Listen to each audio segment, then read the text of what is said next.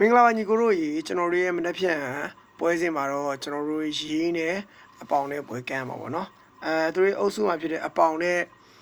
ဘီလင်းကတော့1ဆိုတော့တည်ကြတာတယ်ရေးကဒီနှစ်သင်းလုံးကြည့်ပြီးတော့ကမ်းရဖြစ်တော့ရေးတော့အခွင့်အရေးတော့ရှိနေမယ်ဒါပေမဲ့ရေးပါလို့ပြမယ်ဆိုတော့ကျွန်တော်ကြည့်ရမယ်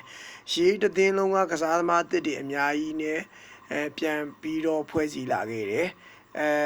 ရေးမှာဟောင်းတာဆိုလို့ကျွန်တော်တို့နီးပြဖွဲ့ဝင်တွေပဲရှိရပေါ့နော်ဒါပေမဲ့အဲ့နီးပြဖွဲ့ဝင်တွေကအောင်မြင်မှုနဲ့အသားကျနေပြီးသားအောင်မြင်မှုကို3နှစ်ဆက်တဲ့အောင်မြင်မှုတွေကိုအချိန်တိုင်းတစ်ခုယူခဲ့ပြီးသားအဲ့ဒီဆရာသမားတွေအင်ကြီးကိုတွေပါလာတယ်ဗျာပါလာဆိုတော့ရေးရဲ့နီးပြပိုင်းကိုတော့ဒီကစားသူတို့တော်တော်သိနေပြီဗျာဒါတော့သူတို့ဒီအောင်မြင်မှုကသူတို့မစိမ်းတော့ဘူးဒါပေမဲ့ player တွေကိုဘယ်လောက်ထိမောင်းနေတာပြောကျွန်တော်တို့ကြည့်ရမယ်မျက်နှာသက်ပဲဖြစ်တဲ့အတွက်အရင်ကြီးတော့မျှော်လင့်လို့မရသလိုအရင်ကြီးလည်း short တော့မရဘူးအပေါင်မှာကသူတို့ရဲ့အသင်ကောင်းဆောင်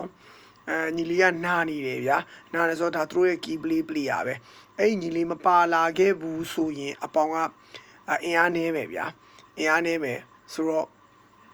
ရေးရလဲအရင်လိုမျိုးခြေစွမ်းမျိုးတော့ပြန်ရမယ်တော့ကျွန်တော်မမြင်သေးဘူးဒါပေမဲ့ဒီပြဖွဲ့မှာဆရာပိန်တို့မိုးမောင်တို့ပါလာတဲ့အနေထားတစ်ခုကစားသမားတွေကိုဘယ်လောက်ထိစီယုံပြီးဘယ်လိုခေါ်ခဲ့မလဲဆိုတော့ကျွန်တော်ကြည့်ရမယ်ဘယ်ရမရတော့လာမှာတော့မဟုတ်ဘူးအခက်အခဲတွေအများကြီးရှိရတော့ကြားရတယ်ဒါပေမဲ့အပေါင်ဘာလို့ပြမလဲဆိုတော့ကျွန်တော်ကြည့်ရမယ်ဒီတမတ်ထရမယ်ဆိုရင်တော့3သင်းပတ်လက်ဥလေရောဖြစ်တော့မယ်ဒါပေမဲ့ဘာလို့ပြမလဲဆိုတော့ကြည့်ရမယ်ပေါ့နော်အဓိကတော့အပေါင်မှာကျွန်တော်တို့ဟိုကပတိန်လေးပြန်ပါလာမယ်ဆိုတော့အပေါင်းနည်းနည်းမျှော်လင့်ချက်ရှိမယ်မပါတော့ဆိုတော့အပေါင်းနည်းနည်းခတ်မယ်ဗျကျွန်တော်တို့ဆိုတော့အဲ့တော့မခတ်မှန်းတော့ဘူးမနေ့ပြန်လိုက်မှာကြည့်မယ်ကျွန်တော်တို့မနေ့ပြန်လိုက်3ခွဲကျွန်တော်ဒိုးကလေးယူချက်နေမှာလာကြည့်ပါကျေးဇူးတင်ပါတယ်ဗျ